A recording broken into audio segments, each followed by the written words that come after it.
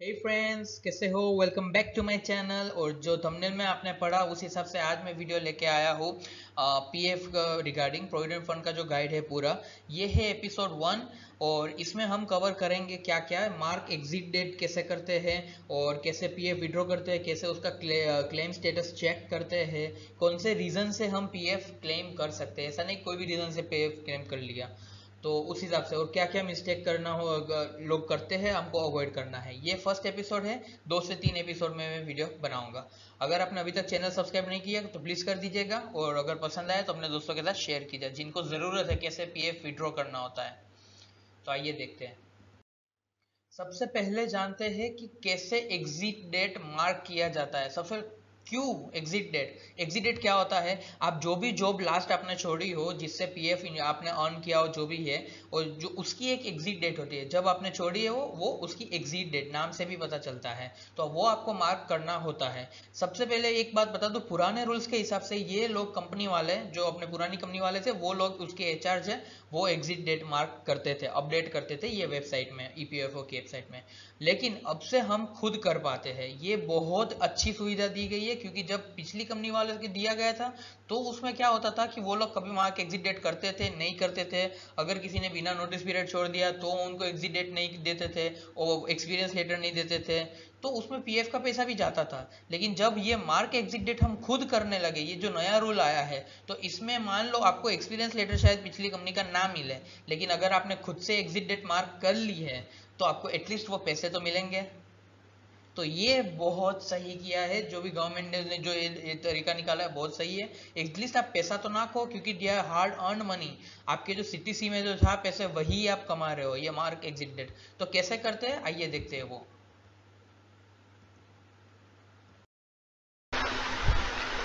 तो चलिए दोस्तों, आ गए गूगल पे, और यहाँ पे आपको सिर्फ लिख देना है unified portal dash ma'am, member का मैम होता है .epfindia.gov.in।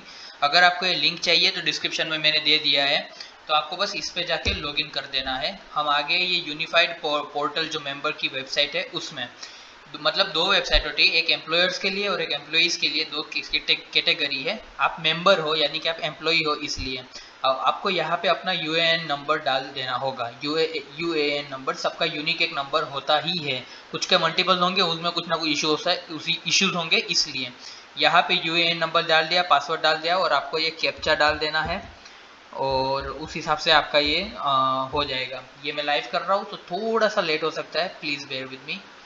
जैसे ही मैंने ये लॉगिन कर लिया है, यहाँ पे ये ऑप्शन आएगा, आपको फाइल करना होगा वो पैन कार्ड और आधार कार्ड लिंक करने के लिए। मैंने कर लिया, इसलिए मैंने लेटर कर लिया है। अब यहाँ पे आपके यूएएन नंबर डिटेल्स वगैरह सारी डिटेल्स यहाँ पे दी गई है, और आपको सिर्फ यहाँ पे अगर मार्क एग्जिट करना है तो आपको ये आपको मार्क एग्जिट डेट करनी है सबसे पहले, तो आपको ये मैनेज जो ऑप्शन है उस पर मार्क एग्जिट ऑप्शन मिल जाएगा, और यहाँ पे आपको जो भी कंपनी लास्ट होगी वो आपको वो सिलेक्ट करना रहेगा, जो आपकी मेन होगी उस हिसाब से। वैसे यहाँ पे दिख जाएगा date of end, date of join वगैरह जो भी है।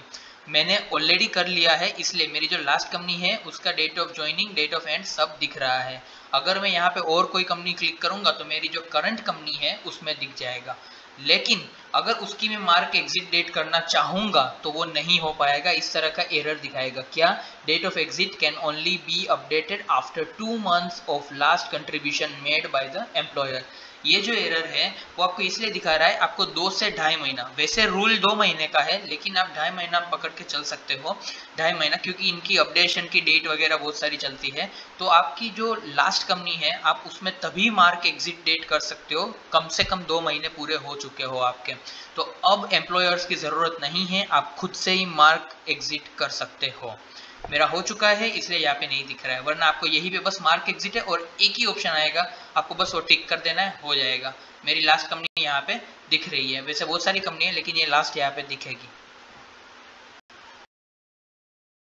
तो यहाँ पे कुछ गलतियाँ जो लोगों कर देते हैं एग्जिट डेट मार्क करते वक्त, तो मतलब अगर ये एग्जिट डेट बहुत सेंसिटिव चीज़ है, अगर आपने गलत मार्क कर ली तो मतलब चक्कर काटते रह जाओगे वो ऑफिस की, और मतलब जो भी वो आपको फाइल डॉक्यूमेंट्स जो मांगेंगे उस हिसाब से। तो ये बहुत ध्यान से करना। सबसे पहली मिस्टेक है कि 2 महीने से पहले तो ये ट्राई मत करना। सबसे पहले अगर वेबसाइट सही से चल रही है तो वो आपको अलाउ ही नहीं करेगा कि 2 महीने से पहले आप ये आपकी जॉब छोड़ी हो, 2 महीने से पहले आपने ये एंटर की, अलाउ नहीं करेगा जब तक 2 महीने ना हो तब तक। लेकिन अगर कर लिया, कोई बग हो वेबसाइट में, तो ये प्लीज मत कीजिएगा, 2 महीने के बाद ही करना, उसके बाद ही आप पैसे उठाना, ये मेरी एडवाइस है, बाकी आप जानो। दूसरा है, कोई भी रैंडम डेट्स मत डाल देना। अगर आपको जल्दी उठानी है तो आप ये मत समझ लेना कि मतलब ठीक है ये वेबसाइट है, आप उसमें कोई भी डेट अपडेट कर रहे हो, तो ऐसा कोई भी 1 महीने बाद की या कोई भी डेट अपडेट कर दो अभी से और पैसे उठा लो। तो ऐसा मत करना, क्योंकि बाद में अगर इसको चेंज करना होगा, दूसरी जो कंपनी में जॉब करने जाओगे, तब बहुत सारे डॉक्यूमेंटेशन इश्यूज होंगे। तो आपको ये जो पीएफ की सरकारी ऑफिस है उसमें चक्कर काटते रह जाओगे, बहुत सारे डॉक्यूमेंट्स फॉर्म्स भरने होंगे। तो सोच के करना, कोई भी रैंडम डेट मत डालना, जो भी रियल है वही चलने देना। तो सबसे पहले आते हैं पर्पसेस। कौन से पर्पसेस आप पीएफ विड्रॉ कर सकते हैं। ऐसा नहीं कि आज मेरा मन हुआ, मेरे पास पैसे नहीं है बैंक में तो मैं उठा लेता हूँ और मेरे ही कमाए हुए हैं, तो ऐसा नहीं होता है। एक रूल होते हैं इनके कि पर्पसेस कैसे कैसे पर्पसेस से आप उठा सकते हो, कोई भी पर्पज से नहीं उठा सकते हो। तो इनके डिफाइंड है। सबसे पहला है मैरिज। अगर आप मैरिज कर रहे हो, उसके लिए आपको पैसे चाहिए, तो आप विड्रॉ कर सकते हो, तो उसका एक अलग ऑप्शन है। दूसरा है, अगर आप कोई ज़मीन खरीद रहे हो या कुछ कंस्ट्रक्शन कर रहे हो तो आप कर उठा सकते हो। अगर आप होम के कुछ आपके घर है उसमें रिनोवेट करना चाहते हो, घर में उसमें 2-4 लाख ज़रूरत है, तो उस हिसाब से आप इसमें से कुछ अमाउंट उठाना चाहते हो तो उठा सकते हो। आप रिटायरमेंट के आसपास हो या फिर रिटायर हो चुके हो तो उठा सकते हो। आप होम लोन पे ऑफ करना चाहते हो, अपनी जो पुरानी होम लोन है वो आप पे ऑफ करना चाहते हो तो उठा सकते हो। आप हेल्थ केयर के जैसे कोई मेडिकल इमरजेंसी आ गई तो उठाना ही पड़ेगा, जिंदा ही नहीं रहे अगर हम, तो फिर पीएफ का क्या करेंगे बाद में। तो ये पीएफ सब रीजन से नहीं उठा सकते हो, इतने सारे रीजन है जो इनके डिफाइंड है, उसी से आप उठा सकते हो। अब बात करते हैं पीएफ विड्रॉ कैसे हो सकता है, कैसे करने हैं, उसकी प्रोसेस जानते हैं, आइए। तो चलिए सबसे पहले चलते हैं अपना ये कैसे क्लेम करना है अपना। तो ऑनलाइन सर्विसेज आपको ऑप्शन दिखेगा जैसे ही लॉगिन किया उसमें। तो लॉगिन करते ही उसमें आपको क्लेम ऑप्शन मिलेगा। वो सारे अलग अलग फॉर्म होते हैं अलग अलग क्लेम स्टेटस के हिसाब से। कभी भी आप इसे ऐसे क्लेम मत कर दीजिएगा जैसे आपका इश्यू मेडिकल हो तो मेडिकल रीज़न ही डालना, और अगर आपका इशू कोई इमरजेंसी हो तो वही डालना है। जो भी हो, आपकी जॉब छोड़ दी है, आपके पास और कोई जॉब नहीं है, तो रीज़न वही डालना, क्योंकि गलत डालने से फिर आपके अमाउंट भी गलत आएगी, जो आपको चाहिए वो अमाउंट नहीं आएगी। जैसे कि मैंने बताया इनके परसेंटेज डिसाइडेड होते हैं। तो चलते हैं क्लेम स्टेटस में। ऑनलाइन क्लेम फॉर्म होता है एक, यहाँ पे आपकी बैंक डिटेल्स वगैरह सब आ जाएगी। आपको बस यहाँ पे वो जो बैंक डिटेल्स है वो सब डाल देनी है यहाँ पे। तो चलिए चलिए मैं डाल देता हूँ अपनी बैंक डिटेल्स। इसको मैंने बस मास्क करके रखा है, और आपकी यहाँ पे आप देख सकते हो यहाँ पे पैन कार्ड आईएफएससी कोड वगैरह सब दिख रहा होगा। अगर आपको यहाँ पे कुछ भी नहीं दिख रहा है तो उस वक्त क्लेम मत कीजिएगा, क्योंकि पैसे अटक जाएंगे।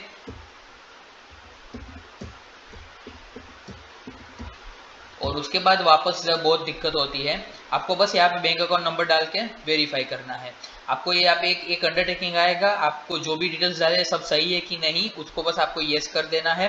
और जैसे ही वो वेरीफाई कर देंगे आपको एक ऑप्शन मिल जाएगा प्रोसीड फॉर ऑनलाइन क्लेम, आपको जितना भी क्लेम करना है उस इसके लिए। अब यहाँ पे आपको आपके नंबर डिटेल वगैरह पैन कार्ड वगैरह दे देना है। एक बार वापस एक बार चेक कर लीजिएगा आप, और आपको क्यों अप्लाई करना है यहाँ पे एक ऑप्शन मिल जाएगा। तो आपको बस एक ऑप्शन मिलेगा पीएफ एडवांस। वैसे अगर आपकी जॉब चली गई हो या कुछ और हो सकता है, 2-3 महीने से आपकी जॉब चली गई, 6 महीने से जॉब चली गई हो, तो आपको यहाँ पे और भी ऑप्शंस मिलेंगे। लेकिन मेरे लिए एलिजिबल ऑप्शन सिर्फ एक ही है, पीएफ एडवांस फॉर्म 31। उसके लिए आपको यहाँ पे सिर्फ ये सिलेक्ट सर्विस करनी है, कौन से पीएफ उठाना है। आपकी जितनी कंपनी होगी यहाँ से सारा लिस्टेड होगा। मैंने एक सिलेक्ट कर दिया है आपको दिखाने के लिए, मुझे वैसे अभी उठाने हैं नहीं। मैंने जिस बार पैसे उठाए हैं या नहीं हुआ है उसका एक वीडियो मैंने एक अलग से मैंने एक दूसरे स्लाइड में बताया है, वीडियो एंड तक देखे थे, पता चल जाएगा आपको। तो आपको किस हिसाब से चाहिए, क्यों चाहिए, यहाँ पे सब लिखा हुआ है कि अगर आप पेंडेमिक के लिए चाहिए, ये कोविड के वक्त स्पेशली निकला था, पहले नहीं था। अगर आपके 2 महीने हो चुके, आपके पास कोई सैलरी नहीं है, तो उसका रीज़न अलग है। अगर कोई नेचुरल कैलेमिटीज के लिए चाहिए तो अलग है। आप बीमार हो गए हो, मेडिकल इमरजेंसी, तो उसका अलग है। आपके power cut, purchase of handicap equipment वगैरह, ये सारे जो है और सारे रीजंस लिखे हैं और सर्विस के साथ कब कब कितना कितना आप पैसा उठा सकते हो। ऐसा नहीं कि मन चाहा तब आपके पीएफ में 40,000 पड़े तो आप 40,000 उठा लो, ऐसा नहीं होता है। अगर आप बिफोर रिटायरमेंट होते हो तो आपकी एज 28 के ऊपर होनी चाहिए और वो एलिजिबल नहीं है। रिटायरमेंट के अलग अलग नियम हैं और आप यहाँ पे सारे नियम आपको मिल जाएंगे। 60 मंथ्स क्या है और आपको डिटेल में चाहिए तो मैं वो भी बना दूंगा, तो उस हिसाब से आप रीजन चूज कर सकते हो। मैंने जो उठाए थे एक बार पेंडेमिक के हिसाब से, जब मेरे वो मुझे जॉब का वगैरह सब ईएमआई वगैरह भरना था, उस हिसाब से मैंने उठाए थे। उसका रिजल्ट क्या हुआ वो भी मैं आपको बताऊंगा ये वीडियो के एंड तक। और अगर मैंने एक दूसरी बार ये भी उठाई थी, 2 महीने मेरे हो गए थे सेसेशन के, जॉब सेसेशन, मतलब मेरी जॉब खत्म हो गई थी। अभी के लिए मान लो एग्जांपल के मैं यहाँ पे इलनेस डाल देता हूँ, तो अमाउंट मुझे कितनी चाहिए मैं वो डाल देता हूँ। सपोज मैं सिर्फ 2,000 डाल देता हूँ, चलो 10,000 ही डाल देते हैं अभी के लिए। 10,000 डाल दिया। एम्प्लॉई एड्रेस, मेरा जो एड्रेस है वो मुझे यहाँ पे एंटर करना है, 4 ये वो पूरा ये सब एड्रेस वगैरह डाल देना है ये सब, और ओके ओके। और ये स्टेट सिटी आपकी जो भी है वो सब पिन कोड डाल देना है आपको, जो भी है आपका पिन कोड वगैरह डाल देना है। और आपको यहाँ पे स्कैन कॉपी ऑफ पासबुक या चेकबुक अपलोड करना है। ये एकदम से ध्यान से अपलोड कीजिएगा, क्योंकि मैंने एक बार अपलोड जो गलत किया था वो मैं आपको बताऊंगा क्या क्या गलत हुआ है मेरे साथ। तो अगर आप चेकबुक या पासबुक जो भी फोटो अपलोड कर रहे हो, उसमें आपके बैंक डिटेल्स, IFSC कोड बहुत सही से दिखना चाहिए आपके नाम के साथ। या तो चेकबुक या पासबुक दोनों अपलोड कर सकते हो। मैंने दोनों 2 बार अभी तक पैसे उठाए, दोनों बार मैंने अलग अलग ऑप्शन ट्राई किए, हो जाते हैं। यहाँ से आप PDF फाइल या JPG फाइल जो भी हो, उसकी भी एक स्पेसिफिकेशन है, 100 KB से ऊपर होने चाहिए, 500 KB से अंदर होनी चाहिए उसकी फाइल साइज। फाइल साइज आप पेंट में जाके रिजोल्यूशन चेंज कर सकते हो, फिर आप उसको यहाँ पे व्यू कर सकते हो। और बस आपको ये ऑप्शन टिक कर देना है कि आप अपनी जिम्मेदारी पे सब कर रहे हो। आपको बस एक आधार OTP मिल जाएगा और बस वो वेरीफाई हो जाएगा। जैसे ही वो वेरीफाई हो जाएगा, आपको 15 से 20 दिन में आपके पैसे आ जाएंगे। मेरे मैक्सिमम 20 दिन में आ गया था। और अगर आपके कोई भी इशू हुआ है तो 4 से 5 दिन में आपको कोई भी इशू है जिसकी वजह से आपके पैसे नहीं आ रहे या तो कोई भी सुधार चाहिए, उनको 4 से 5 दिन में आपको मैसेज भी आ जाएगा। लेकिन यहाँ पे जो आधार OTP है वो वही नंबर पे जाएगा जो आधार से लिंक्ड हो, और वही सेम नंबर आपके PF अकाउंट से लिंक होने चाहिए, वरना कोई ना कोई इशू उठाते ही है ये लोग। तो सब कुछ आप ऑनलाइन कर सकते हो यहाँ से, एकदम सिंपल है, कुछ ज्यादा है नहीं। मैंने जो ऑप्शन सिलेक्ट किए हैं वो सब यहाँ पे दिख रहे हैं। अब जो आपने PF ऑलरेडी जो क्लेम कर लिया है, उसको जो विड्रॉ क्लेम कर लिया है, उसको बस चेक कहाँ से करना है वो छोटा सा ऐप देखते जाइए, पता चल जाएगा कि कैसे चेक करें। वैसे आपको मैसेज आ जाता है, लेकिन आप चेक भी कर सकते हो।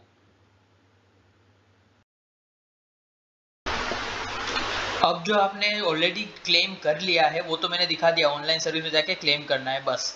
और अगर वही चीज़ आपने क्लेम ऑलरेडी कर लिया तो ठीक है। अगर वही देखना है कि आपका क्लेम स्टेटस का क्या हुआ, तो यहाँ पे ट्रैक क्लेम स्टेटस का ऑप्शन आ रहा है। यहाँ पे जितनी बार आपने क्लेम किया होगा वो सारी हिस्ट्री दिख जाएगी। मैंने अभी तक फिलहाल 2 बार क्लेम किए हैं, उसमें से एक बार मेरा क्लेम सेटल हुआ है, एक बार रिजेक्ट हुआ है मेरा। और रिजेक्शन का रीज़न भी यहाँ पे दिख रहा है कि क्या रीज़न से उन्होंने रिजेक्ट किया है। Uploaded bank detail deferred with KYC। मैंने जो पहली बार PF में जो KYC डिटेल दी थी, बैंक डिटेल, उससे थोड़ा सा डिफरेंस हुआ। अब डिफरेंस भी क्या हुआ, मैंने जब बस ब्रांच चेंज किया था। मेरी गलती यही है कि मैंने पहले अहमदाबाद ब्रांच में मेरा अकाउंट था, वो सेम बैंक थी, वही बैंक मैंने आनंद ब्रांच में पहले ट्रांसफर कर दिया। तो जैसे ही मैंने वो अकाउंट ट्रांसफर किया, उसका IFSC कोड भी ट्रांसफर हो गया। तो यहाँ पे मैंने बस अपना वो जो IFSC कोड है वो अपलोड नहीं किया था, जो ब्रांच डिटेल है वो अपलोड नहीं किया था। इतनी छोटी सी वजह से, मेरा account number same, bank number same, सब सेम था, फिर भी इतनी छोटी सी वजह से इन लोगों ने मेरा वो PF रिजेक्ट कर दिया। कोई बात नहीं, मैं रीअप्लाई कर ही दूंगा और उसमें से वो सब चीज़ सुधार दूंगा। तो आपको भी ये बताना चाहता हूँ कि ये गलतियां मत करना, छोटी छोटी गलतियों की वजह से, क्योंकि ये एल्गो के बेस्ड है और गवर्नमेंट बेस्ड वेबसाइट है। तो यहाँ पे मिस्टेक्स, छोटी छोटी मिस्टेक की वजह से आपको सब कुछ मतलब रिजेक्ट करना पड़ेगा और वापस से शुरू करना पड़ेगा। यहाँ पे एक PDF का फॉर्मेट है, आपने जो भी PDF अपलोड की है वहाँ पे आप क्लिक टू डाउनलोड कर सकते हो, देख सकते हो। मैं अभी नहीं कर रहा हूँ क्योंकि इसमें मेरी पर्सनल बैंक डिटेल्स दी हुई है। तो आपने कब पोर्टल पे सबमिट किया था, कब आपने फाइल ऑफिल सब दिखेगा।